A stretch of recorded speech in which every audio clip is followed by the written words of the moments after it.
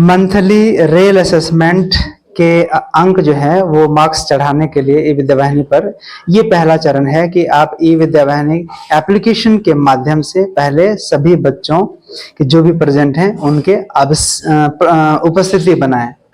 तो मेरे यहाँ आप देख रहे हैं कि सभी बच्चे प्रेजेंट थे हर क्लास के, क्योंकि रेसिडेंशियल स्कूल है तो सभी की पहले अटेंडेंस बन जानी चाहिए और उसको आपने बाकायदा सिंक भी कर दिया हो, नहीं तो फिर वो नहीं होगा। तो इस तरह से आपको यहाँ पे एक एक करके हर क्लास का जा करके बच्चों की उपस्थिति बनानी है। उन सभी क्लास के बच्चों की उपस्थिति को एक एक करके आपको सिंक भी करना है। दोबारा आप देखें, यहाँ से क्लास सेलेक्ट करें, फिर आप सेक्शन सेलेक्ट करें, फिर सभी बच्चों की जो प्रेजेंट है उसको आप टिक करें। यदि वो बच्चा अब्सेंट है तो उसको अनटिक कर दें और इस तरह से आप सबमिट अटेंडेंस पर क्लिक कर दें और इस तरह से पॉपअप आता है, वहां पे फिर आप ओके कर दें और ये इस तरह का आता है। यहाँ पे जा करके फिर से आप इसको सिंक करें और यदि कुछ त्रुटि हो गई कि कोई बच्चा भूल से एब्सेंट हो जा रहा है या प्रेजेंट हो जा रहा है तो यहाँ पे आप एडिट कर सकते हैं या डिस्कार्ड भी कर सकते हैं, लेकिन मुझे तो यहाँ पे सिंक करना है इसलिए हमने इसको सिंक किया है और थोड़ा सा समय लेता है लेकिन अटेंडेंस अपडेटेड सक्सेसफुली हो जाता है। यदि आपको कोई डाउट हो तो फिर से आप इसको एक बार दोहराएं। स्टूडेंट अटेंडेंस पर जाएं, क्लास को सेलेक्ट करें, फिर आप सेक्शन को सेलेक्ट करें, इसको ऊपर करें। आपको यहाँ पे दिखेगा कि कौन से क्लास का बच्चा अभी बाकी है अटेंडेंस बनाने के लिए। तो यहाँ से आप देख सकते हैं कि सभी बच्चों का हो गया, उसमें से कौन बचा उसी को आप सेलेक्ट कर सकते हैं। और फिर से ई विद्यावाहिनी एप्लीकेशन पर बच्चों की उपस्थिति अपलोड करने के बाद आपको ई विद्यावाहिनी के पोर्टल पर जाना है, उसको ओपन करना है, उसको लॉगिन करना है। बस यहाँ पे जो कैप्चा है उसको सॉल्व करना है, फिर साइन इन करना है। साइन इन करने के बाद लेफ्ट साइड में 3 लाइंस को टच करना है। इसको टच करते ही आपको यहाँ पे किसी में नहीं, सिर्फ रेल असेसमेंट पर जाना है। रेल असेसमेंट के बाद यहाँ ढेर सारे टैब्स आपको दिखेंगे, लेकिन उसमें से हम सबको पहले काम करना पड़ेगा, सब्जेक्ट मैपिंग करना पड़ेगा, इसलिए सब्जेक्ट मैपिंग करेंगे। चलिए ओपन किया। अब यहाँ पे व्यू में फिलहाल अभी कुछ नहीं दिखेगा, इसलिए हम लोग ऐड में जाएंगे। ऐड यानी कि ये पार्ट, इस पर क्लिक करेंगे। अब आपको यहाँ पे क्लास सेक्शन चुनना पड़ेगा। यहाँ से क्लास सेलेक्ट करना है। क्लास सेलेक्ट करने के बाद सेक्शन सेलेक्ट कर लिया। अब चूँकि हर स्टूडेंट की आपको आईडी पता नहीं, इसलिए डायरेक्ट आप इसको सर्च कर दें। सर्च करने के बाद सारे स्टूडेंट आपको यहाँ पे दिखेंगे। जैसे इस क्लास में हमारे जो भी स्टूडेंट हैं उसको हम लोग ऊपर से इस तरह करेंगे और फ्रेश होकर के सारे स्टूडेंट सामने दिख जाएंगे। क्योंकि हमारे यहाँ सारे बच्चे प्रेजेंट थे इसलिए हमने यहाँ पे क्लिक किया तो सारे बच्चे सेलेक्ट हो गए। अब जो है सब्जेक्ट इनकी मैपिंग करनी है। इंग्लिश है, मैथ्स है, साइंस है, सोशल स्टडीज़ है और हिंदी है और रीजनल लैंग्वेज है, तो यहाँ से आप चुन सकते हैं क्या है। और ट्राइबल लैंग्वेज है तो वो आप यहाँ से चुन सकते हैं जो है। और यदि खोटा कुरमाली है तो उसकी सुविधा फ़िलहाल नहीं दिया है, इसलिए हम लोग संस्कृत को चुनेंगे।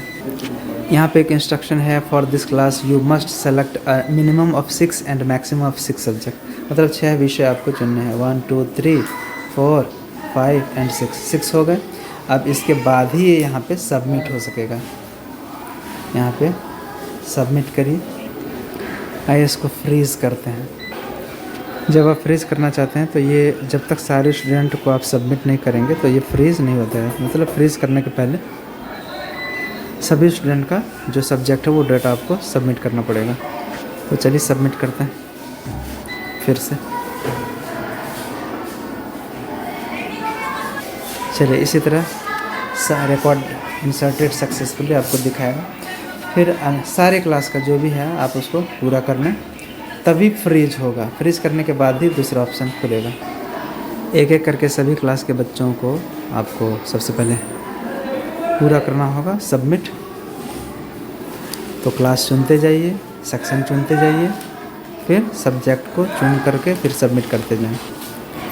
सब्जेक्ट की मैपिंग पूरा होने के बाद अब एक एक क्लास को ले करके अब आपको फ्रीज़ करना है। जैसे हमने एक क्लास कर लिया और सभी को यहाँ से क्लिक कर देंगे इस तरह सारे को, और अब इसको फ्रीज़ करेंगे। Yes sure, yes sure. तो ये डाटा फ्रोजन सक्सेसफुली, ये एक क्लास का हुआ। इसी तरह सभी क्लास का आपको फ्रीज़ करना है। इसी तरह से सभी को फ्रीज़ करना है। ये अंतिम स्टूडेंट क्लास 10 सेक्शन चुना और सर्च किया, सारे बच्चे आ गए। यहाँ से सभी बच्चों को ले आना है, सारे आ गए। फिर इस सभी को सेलेक्ट कर लेंगे और फ्रीज़ पर जाके फ्रीज़ कर देंगे। बस इसी तरह का डाटा फ्रोजन सक्सेसफुली आपका हर बार आएगा। तो ये जब फ्रीज़ आप कर लेते हैं उसके बाद फिर आप वापस आएँ और रियल असेसमेंट वाला जो टैब है उस पर क्लिक करें, और अब आपको स्टूडेंट मंथली असेसमेंट वाले पार्ट पर आ जाना है। तो इस तरह से व्यू मंथली असेसमेंट। तो अभी यहाँ पे व्यू में है तो इसको आप ऐड तरफ कर लें, क्योंकि बच्चों की चीज़ों को इसमें ऐड करना पड़ेगा। अब इस तरह से आ गया। तो अब आप क्लास, सेक्शन और टेस्ट का डेट चुन लें। देखिए हमने क्लास चलिए लेते हैं 8 क्लास को। एग्जाम्पल मैं आपको बता देता हूँ, इसी तरह आपको करना है। सेक्शन हमने चुन लिया, फिर टेस्ट का जो डेट है वो आपका था 7 का। तो अभी फिर से मैं दोबारा ये बात बता देता हूँ कि यहाँ पे आप उन्हीं बच्चों की चीज़ों को, मतलब जो सब्जेक्ट है और जो मार्क्स है उसको अपडेट कर पाएंगे जब आप ई विद्यावाहिनी एप्लीकेशन में उस दिन, मतलब जिस दिन मंथली जो रियल टेस्ट था उस दिन आपने अटेंडेंस बनाया होगा, ऑनलाइन अटेंडेंस ई विद्यावाहिनी एप्लीकेशन के माध्यम से बच्चों का।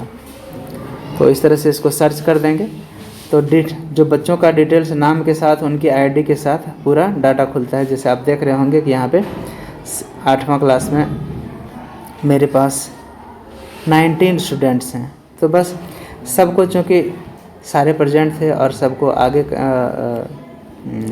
मतलब सबको मार्क्स देना है, तो अब इस तरह से यहाँ क्लिक करेंगे तो मार्क्स आप भरते जाइए, जितना भी मार्क्स आपने कॉपी चेक की है। यहाँ आप देख रहे होंगे संस्कृत जो है नहीं है, क्योंकि ये बच्चा जो है इसने दूसरा कुछ लिया है, सॉरी दूसरा लिया कुछ नहीं है, इसका इन्हीं सब्जेक्ट का एग्ज़ाम हुआ जो पे यहाँ पे दिख रहा है। नहीं, मैं सही बोल रहा हूँ, इस बच्चे ने संस्कृत नहीं लिया है, बाकी जो दूसरा बच्चा है उसने संस्कृत लिया है, इसलिए उसका संस्कृत में भी दिख रहा है। तो इस तरह से आप इसको भरते जाएं और जब सारे बच्चों का हो जाए तो फिर यहाँ आप सबमिट कर दें। तो इस तरह से आप जो है real assessment, monthly real assessment के जो मार्क्स जो हैं बच्चों के, उसको आप अपलोड कर सकते हैं ई विद्यावाहिनी पोर्टल पर। उम्मीद है आपको समझ में आ गया होगा। धन्यवाद।